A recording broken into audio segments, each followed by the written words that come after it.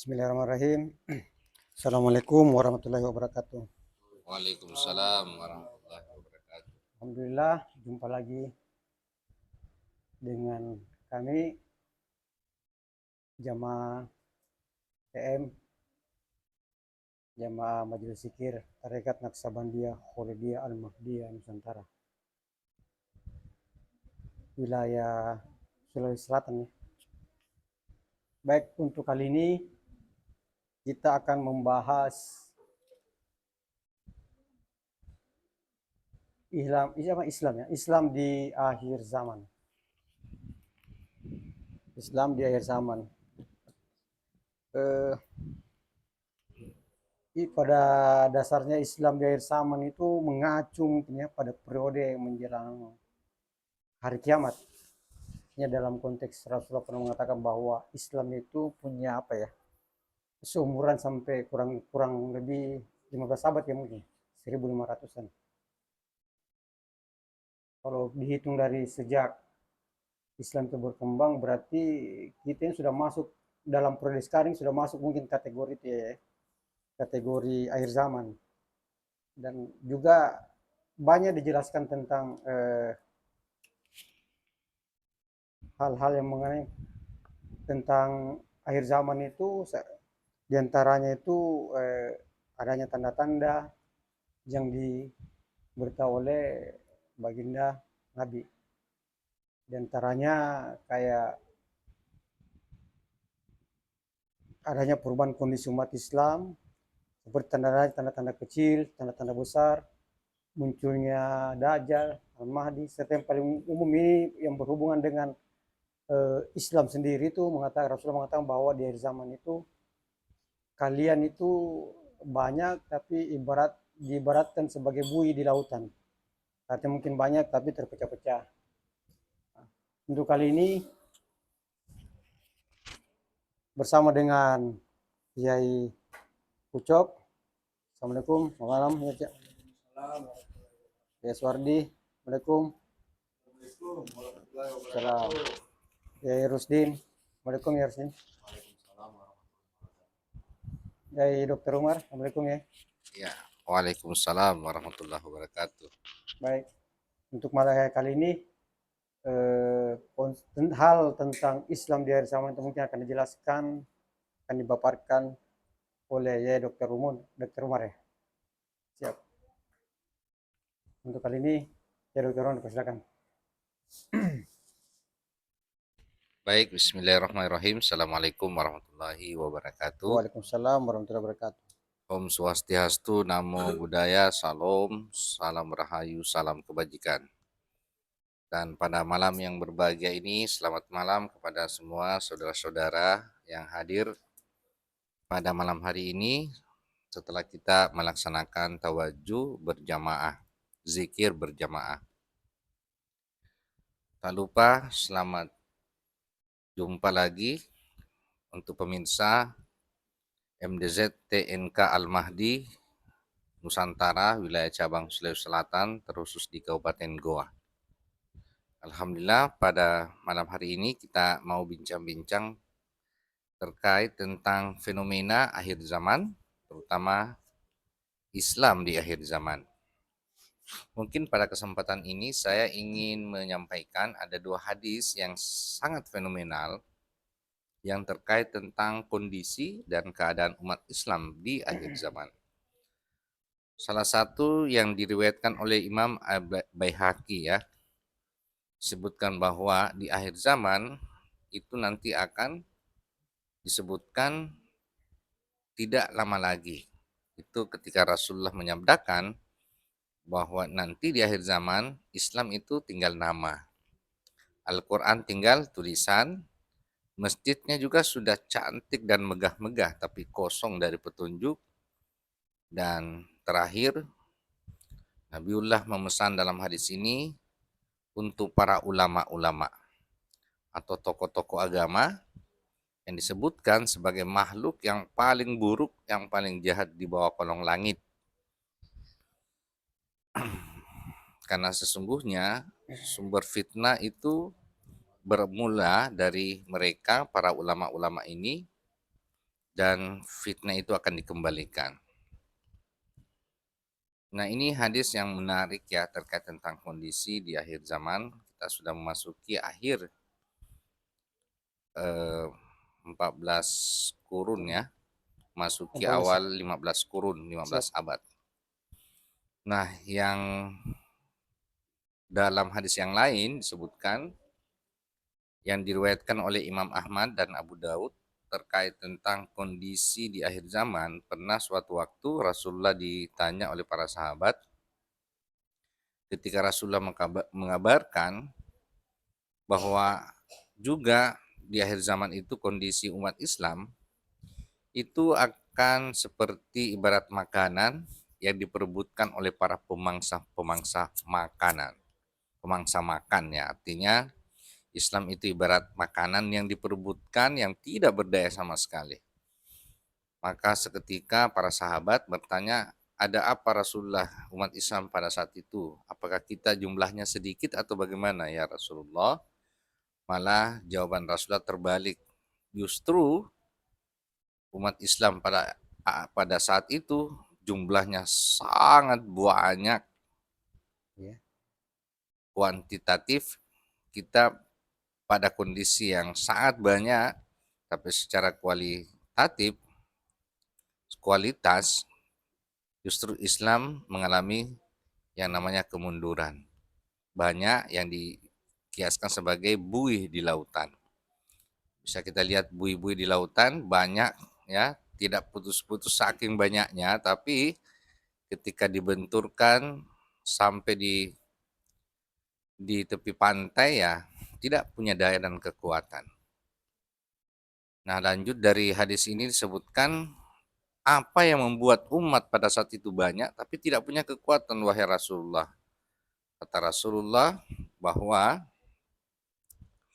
beliau menjawab jumlah kalian banyak tapi kalian seperti buih di lautan. Allah akan telah mencabut rasa takut dari hati musuh-musuh kalian terhadap kalian dan Allah akan melemparkan namanya alwahan di dalam hati kalian. Nah, ini ternyata kuncinya ya. Ada penyakit alwahan. Ini penyakit apa ya Rasulullah? Jawab Nabi, alwahan itu adalah hubbud dunya wa karihatul maut. Cinta pada dunia dan takut pada kematian. Ah, ini jadi dua hadis yang cukup mungkin yang menggambarkan tentang kondisi fenomena Islam di akhir zaman. Ini mungkin yang bisa saya sampaikan sebagai awal bincang-bincang kita. Mungkin ada diskusi, saling sharing kita di malam hari ini. Dipersilakan saudara-saudara rohani. Baik, makasih Yai Dr. Umar tentang pemaparan kondisi di akhir zaman itu yang diawali dengan adanya tanda-tanda, kedua adanya informasi dari Nabi Muhammad SAW tentang kondisi kondisi Islam pada akhir zaman itu ya, diibaratkan sebagai buih di lautan ya, terpecah belah ya, bercerai-berai. Baik, kali ini dari Bang Ucok mungkin ada penjelasan tentang akhir zaman itu atau Iswardi. Assalamualaikum warahmatullahi wabarakatuh. Waalaikumsalam warahmatullahi wabarakatuh. Ya, kita buka lagi pada malam ini. Pada malam di akhir zaman. Iya, malam akhir zaman ya. Karena dunia ini sudah memasuki akhir zaman, bukan lagi menunggu, sudah di waktunya. Maka banyak contoh-contoh di luar sana kita lihat sebagaimana bencana-bencana, musibah saling menghantam. Itu semua manusia tanpa sadar, sama sekali tidak pernah sadar bahwa kenapa ada pembersihan di akhir zaman. Dikarenakan umat manusia itu beragama hanya tinggal namanya saja. Begitu ya Pak ya? Iya, iya. Tinggal namanya saja. Jadi sholatnya pun tinggal nama saja. Apapun ritual-ritual sholatnya itu semuanya adalah nama, bukan wujudnya. Itulah yang disebut pada Pak Yai Dokter tadi, bahwa masjid dibangun megah, luas, besar, tapi kosong dari hidayah. Nah, disinilah kita bisa mengkoreksi otak kita bahwa apa yang diturunkan oleh Allah pada akhir zaman ini. Mungkin ada saudara-saudara kita yang bisa menerangkan tentang apa yang diturunkan Allah Subhanahu wa taala untuk umatnya di akhir zaman. Mungkin ini saja Pak Yai. Siap. Wabillahi Makasih. taufiq wal hidayah. Assalamualaikum warahmatullahi wabarakatuh. Waalaikumsalam warahmatullahi wabarakatuh. Makasih Yai Swardin tentang pemahaman Yai Swardin tentang Islam akhir zaman itu. Yang intinya bahwa penyebab utama itu mungkin ya kalau menurut Yai Swardin itu banyak terjadi perubahan-perubahan pemahaman yang tentang itu ya. Artinya bahwa Sudah tidak ada lagi. mungkin dalam kacamata kita ini bahwa hilangnya ketersambungan itu ya, Iya. hilangnya dadanya nur. hilangnya ketersambungan dari Allah Subhanahu wa taala kepada kita. Artinya mereka ya mereka beribadah saja, itu cuma istilah beribadah sesuai dengan itu aja, dogma-dogma yang ada. Baik, kalau Yai Rusdi. Assalamualaikum warahmatullahi wabarakatuh. Waalaikumsalam warahmatullahi wabarakatuh. Baik, untuk menyikapi atau menanggapi dari uraian tadi dari Pak Yai Dr. Umar dan Pak Yai Suwardi, saya ingin menanyakan apa yang harus kita sikapi dan apa yang harus kita lakukan dalam memasuki atau menjalani akhir zaman ini. Mungkin itu saja dari saya. Terima Siap. kasih. Assalamualaikum warahmatullahi wabarakatuh. Oh iya, berarti ini ya Yai Rusdin ini. Makasih ya Rusdin mempertanyakan kiat-kiat. Maksudnya apa yang harus kita lakukan ya? Apa yang harus kita lakukan dalam menjelang apa ya? Menghadapi situasi dan kondisi dari zaman itu. Baik, kalau Bang Ucok, silakan Bang Ucok. Assalamualaikum warahmatullahi wabarakatuh. Waalaikumsalam warahmatullahi wabarakatuh. Terima kasih atas kesempatan yang diberikan. Sedikit sangat tertarik ini dari materi yang diambil dari Pak Dokter. Adapun sedikit di sini mungkin kita mau tanyakan Siap. masalah Islam di akhir zaman tinggal nama saja. Dan kedua,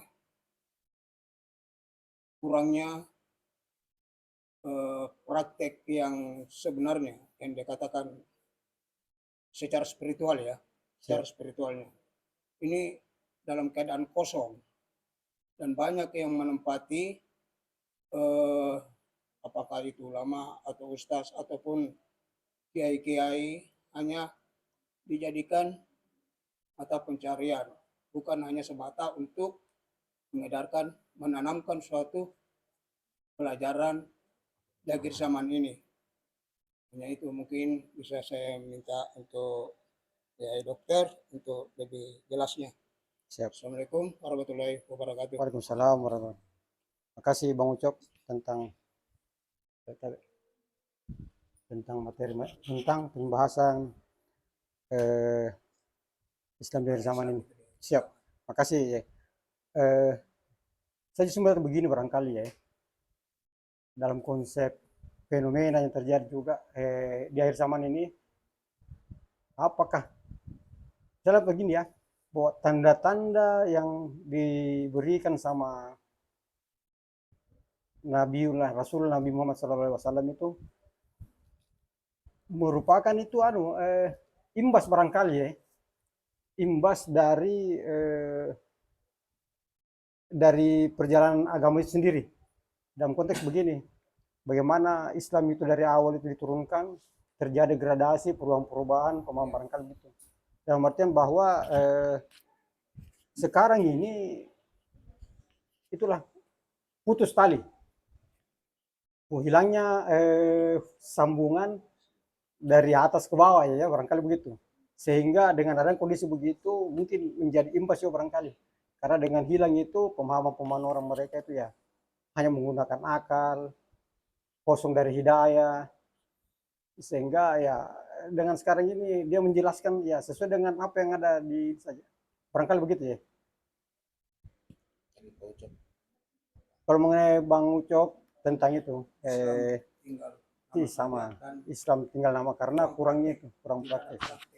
yang sebenarnya banyak melakukan spiritual yang dilakukan, tapi untuk isian yang semuanya tidak ada.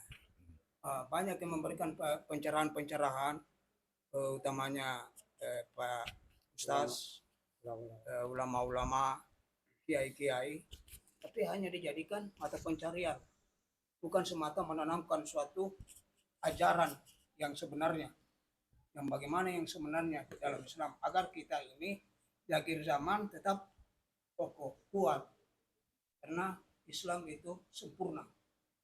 Jangan sampai kesempurnaan, bahasa sempurnanya di sini bercerai-berai, berarti kita sudah terlepas daripada hadis Nabi yang diinginkan. Mungkin hanya itu.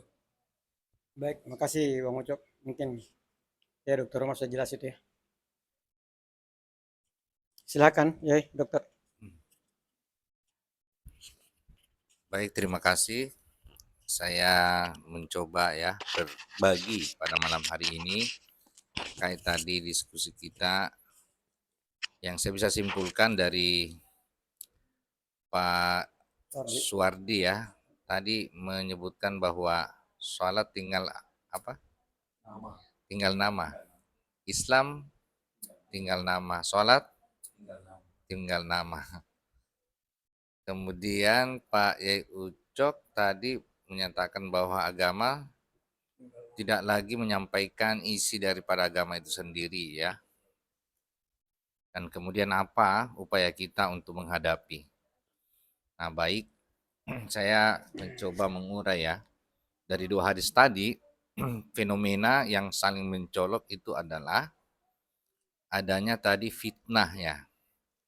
Fitnah yang berasal daripada ulama-ulama. Dan memang fenomena akhir zaman sangat identik dengan adanya kedatangan sosok yang namanya Dajjal. Yang memang akan membawa namanya fitnah besar. Apa yang terjadi hari ini?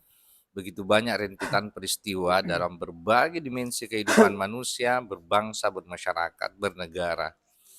Saling tuduh-menuduh, fitnah sana-sini ya, yang membuat memporak-porandakan segala strata sosial, ekonomi, dan semua nilai-nilai peradaban manusia di akhir zaman.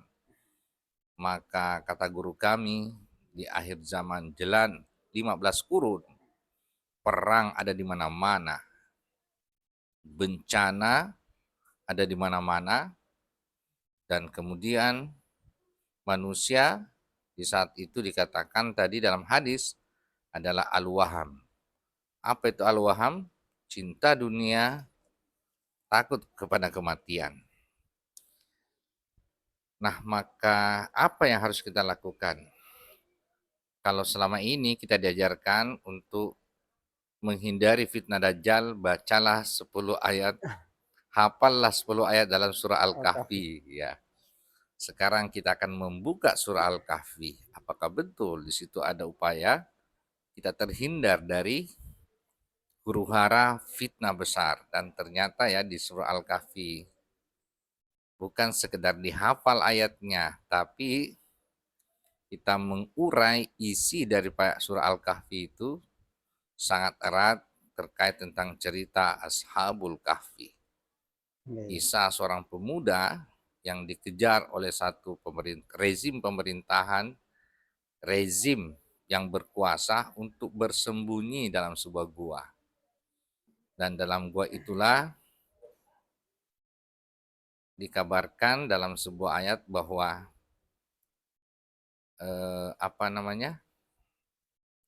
yang bisa memberikan petunjuk ketika semua terjadi huru hara itu yang menghindar dan kemudian kita melakukan yang namanya bertepi di jalan sunyi. Nah, ini menarik ya. Jalan sunyi inilah sebenarnya tapak tilas jejak para sufi sebenarnya. Nah, dikatakan dalam surah Al-Kahfi itu, di kisah Ashabul Kahfi, bahwa mereka di akhir ayat itu dikatakan dalam Ashabul Kahfi itu sangat erat terkait tentang adanya seorang yang bisa menolong yang disebut sebagai wali yang mursyidah. Nah, apa hubungan dengan wali yang mursyidah dengan kondisi akhir zaman tadi? Disebutkan tadi fitnahnya juga bukan hanya Dajjal ya, malah dalam sebuah hadis yang lain, yang paling ditakutkan oleh Rasulullah itu bukan Dajjal sebenarnya, tapi disebutkan adalah para tokoh-tokoh yang menyesatkan, terutama adalah ulama yang menyampaikan agama, tapi tadi disebutkan tidak ada isinya. Nah, ini yang menarik. Sebenarnya apa isi daripada agama ya? Tadi dijelaskan di surah Al-Kahfi, datangnya sosok penolong yang disebut wali yang mursyidah. Dan ternyata wali yang mursyidah itu adalah seorang yang mendapatkan petunjuk yang tadi dihubungkan dengan Dajjal, datangnya seorang imam atau pemimpin yang bisa menolong, yang bisa memberikan petunjuk. Itu yang biasa ditunggu-tunggu oleh umat Islam yang disebut dengan Imam Al-Mahdi. Seorang pemimpin yang bisa menunjukkan, yang memberikan petunjuk. Nah, jelas tadi kemudian petunjuk apa yang dia harus bawa. Nah, ternyata tadi disebutkan bahwa akhir zaman Islam ternyata terjebak dengan agama identitas. Sehingga tadi disebutkan Islam tinggal nama, sholatnya tinggal nama. Itu karena terjebak dengan simbol. Menganggap orang yang sudah salat, ya, yang sudah kelihatan secara zohirnya agak Islam, keislaman sudah otomatis menunjukkan kealiman. Ya tentu tidak ya. Karena isi agama itu bukan dari luarnya. Tapi disebutkan para kaum-kaum sufi, isi agama itu adalah ma'rifat. Awaluddin ma'rifat, akhiruddin ma'rifat. Jadi isinya agama semata-mata adalah ma'rifat. Nah, apa hubungannya? Hubungannya adalah ternyata di akhir zaman hampir semua manusia terjebak dengan tadi agama identitas, agama syariat yang disebut sebagai agama ritual. Tapi dia jauh dari agama spiritual. Apa itu agama spiritual? Agama yang ada ketersambungan dengan tadi disebutkan ketersambungan kodim atau ketersambungan nur Allah kepada manusia. Dan ini hanya ada pada seorang penolong yang disebut sebagai wali yang mursyidah atau ulil amri minkum. Dan rupa-rupanya secara sains, terutama dalam ilmu neuroscience, sudah pasti ya bahwa ternyata sekarang keadaan umat manusia terjebak di pikiran alam bawah sadarnya. Nah, ini yang menarik. Pikiran alam bawah sadar itu apa? Isinya adalah isi pikiranmu, pengetahuanmu, pengalamanmu, yang itu akan semakin memupuk rasa ego, rasa keakuan hamba, sehingga itu akan lebih menjauh dari Tuhan. Maka dikisahkan bahwa di akhir zaman akan turun juga sosok namanya Nabi Isa. Kenapa Nabi Isa turun? Ya karena dialah sosok yang bersama Imam Mahdi kembali mengembalikan namanya risalah agama itu sendiri. Apa risalahnya? Itulah agama hakikatullah atau agama hakikat. Agar supaya apa? Agar supaya kita kembali mengenal Tuhan, tadi yang disebut sebagai agama ma'rifatullah. Nabi Isa turun di akhir zaman mengembalikan risalah ilmu hakikat, dan kemudian Imam Mahdi ya yang berfungsi sebagai penuntun jalan di mana Dajjal telah membawa hampir semua manusia di akhir zaman terjebak dengan sihir Dajjal. Apa sihir Dajjal? Membawa gelombang alam sadar manusia jatuh ke dalam jurang alam bawah sadarnya.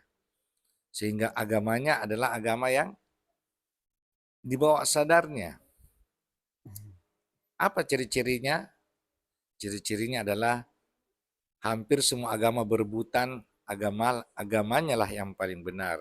Nasrani dengan Yesus, Nabi Isanya, Islam ngotot-ngototan agama yang paling hak di sisi Allah karena adanya sosok Nabiullah Muhammad. Semua berlomba-lomba mempertahankan agama identitasnya. Padahal semua adalah agama yang benar di ruang waktu zamannya masing-masing. Tapi masalahnya hari ini kita bicarakan malam hari ini adalah zaman now, zaman sekarang. Artinya apa? Kita harus ikut siapa pemimpin atau pembimbing, itulah tadi disebutkan. Kembali Nabi Isa turun, adanya juga Imam Mahdi yang menunjukkan. Itu yang sekarang menjadi yang harus dicari seluruh manusia agar kembali tertuntun untuk bisa berhubungan dengan Tuhannya, bisa mengenal Tuhannya, karena pada hakikatnya semua kita akan kembali kepada Tuhan. Jadi inilah mungkin ya, tadi disebutkan fenomena agama yang sudah jauh dari ilmu hakikat, ilmu ma'rifat. Terjebak lagi-lagi di ilmu syariat, ilmu kulit atau ilmu identitas. Tapi jauh dari agama substansi atau agama esensi atau agama spiritual, yaitu agama hakikat. Nah, ketika agama kita kembali di hakikat ma'rifat, maka bertemulah kita pada dimensi kodim yang sama. Maka inilah yang disebut kembalinya agama Islam sebagai rahmatan lil alamin, yang menyempurnakan, yang mempersatukan, yang menghimpun, tidak untuk mencerai-beraikan. Jadi tidak ada perang lagi sebenarnya kalau semua manusia sudah terbimbing di kehadiran Allah. Karena kita sudah benar on the right track, on the right way. Kita sudah terbimbing di jalannya melalui seorang utusan di akhir zaman, itulah Imam Mahdi. Maka dikatakan nama Al-Quran, nanti ketika kita memasuki namanya alam akhirat ya, dalam riwayat dikatakan semua akan berkumpul sesuai dengan imamnya, nabinya masing-masing. Pertanyaannya, siapakah nabi yang akan memberikan syafaat pada hari ini? Tidak mungkin Nabiullah Muhammad yang 1500 tahun yang lalu. Tapi yang kita harus cari, siapakah nabi yang disebut sebagai pewarisnya. Nah, itulah yang ada dimensi ruang waktu kita hari ini di akhir zaman. Makanya berlomba-lomba semua orang mencari penolongnya yang disebut sebagai Imam Mahdi dalam agama Islam, Al-Masih dalam agama Nasrani, Yahudi menyebutnya Sang Mesia, Hindu menyebutnya kaki avatar yang isinya Atman. Buddha mencari guru Buddha, dan kejawen agama Nusantara mencari guru sejati dan satrio piningit. Dan itu ternyata adalah guruku, mursyidku, Masya Allah. Tarekat Kodim Alhamdulillah. Tarekat Naksabandiyah Kholidiyah Al-Mahdiyah Nusantara. Baik, terima kasih pemaparan yang jelas dari dokter mengenai Islam di akhir zaman. Buat saudara-saudara yang di luar, semuanya kembali kepada kalian, tinggal bagaimana bersikap dalam menghadapi era akhir zaman ini. Akhirul kalam, billahi taufiq wal hidayah. Wassalamualaikum warahmatullahi wabarakatuh. Waalaikumsalam warahmatullahi wabarakatuh.